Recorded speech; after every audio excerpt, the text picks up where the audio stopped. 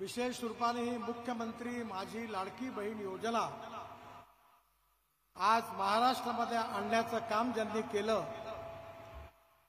आणि सामाजिक आर्थिक परिवर्तनामध्ये या महाराष्ट्रामध्ये नवीन युगाची सुरुवात केली, त्याबद्दल महाराष्ट्राचे मुख्यमंत्री एकनाथ शिंदे, उपमुख्यमंत्री देवेंद्रजी, आदरणीय अजितदादा, या सगळ्यांचं मी आपल्या सगळ्यांच्या वतीने आणि माझ्या वतीने मनापासून स्वागत करतो आणि त्यांना खूप खूप धन्यवाद देतो।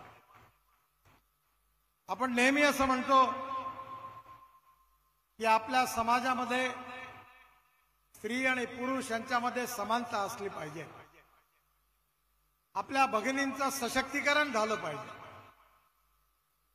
मला अतिशय सांगताना आनंद होतो की परवा कॅबिनेटमध्ये चर्चा होत असताना महिला बचत गटामध्ये देशात सगळ्यात चांगलं काम जर बचत गटामध्ये कुठे महिलांनी केलं असेल तर महाराष्ट्र पहिल्या नंबरवर आहे, हे या ठिकाणी नमूद केलं गेलं।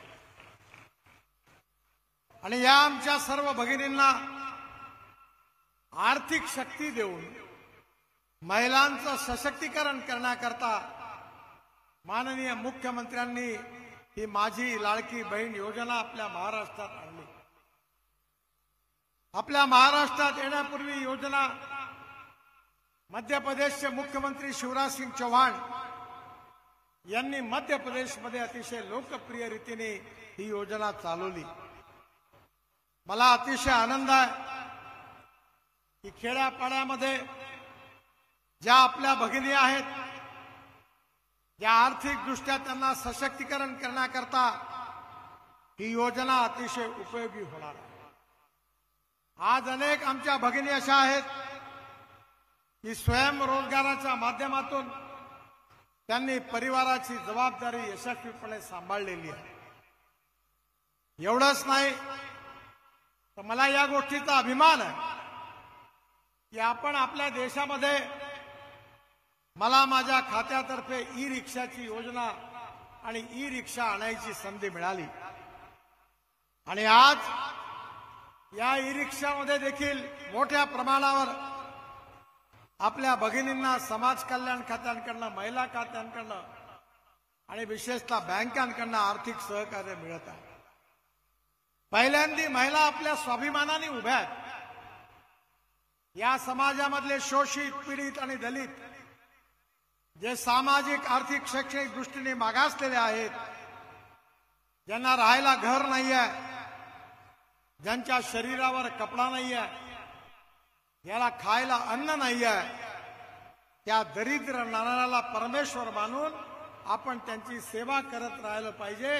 हेच पंडित दीनदयाल उपाध्यायांचा विचार हा अंत्योदयाच्या सामाजिक आर्थिक चिंतनामध्ये आहे।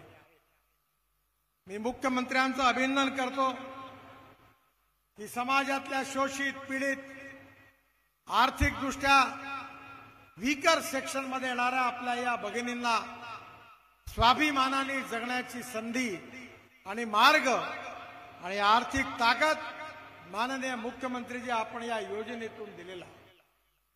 मला विश्वास आहे की या योजनेतून मिळणाऱ्या निधीमधून आमच्या भगिनी आपल्या पायावर उभ्या राहतील, सक्षमतेने उभ्या राहतील, कार्यक्षमतेने काम करतील आणि परिवाराची जबाबदारी घेऊन आपल्या परिवाराला गरिबी, भूकमरी आणि बेरोजगारीपासून निश्चितपणे मुक्त करतील असा माझा विश्वास आहे।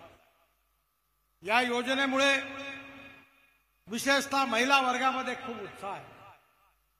अनेक ठिकाणी शासनाबद्दलची उत्तम प्रतिक्रिया आहे। आता देवेंद्रजींनी सांगितलं की ज्यांना ही योजना एवढी लोकप्रिय आहे ती सहन होत नाही, ती बंद करण्याकरता त्यांनी कोर्टाचे दरवाजे ठोठावलेले आहेत। पण मला विश्वास आहे की ज्या निर्धाराने, ज्या कमिटमेंटने या समाजामध्ये महिलांचं सशक्तीकरण व्हावं, सामाजिक समतेबरोबर आर्थिक समता प्रस्थापित व्हावी आणि आपल्या भगिनी आपल्या स्वतःच्या पायावर उभ्या राहाव्या, आर्थिकदृष्ट्या सक्षम व्हावा, या भावनेतून एक प्रकारे माननीय मुख्यमंत्र्यांनी, उपमुख्यमंत्र्यांनी एक प्रकारे भाऊबीजेच्या रूपाने आपल्या लाडका बहिणीला ओवाळणी टाकलेली आहे।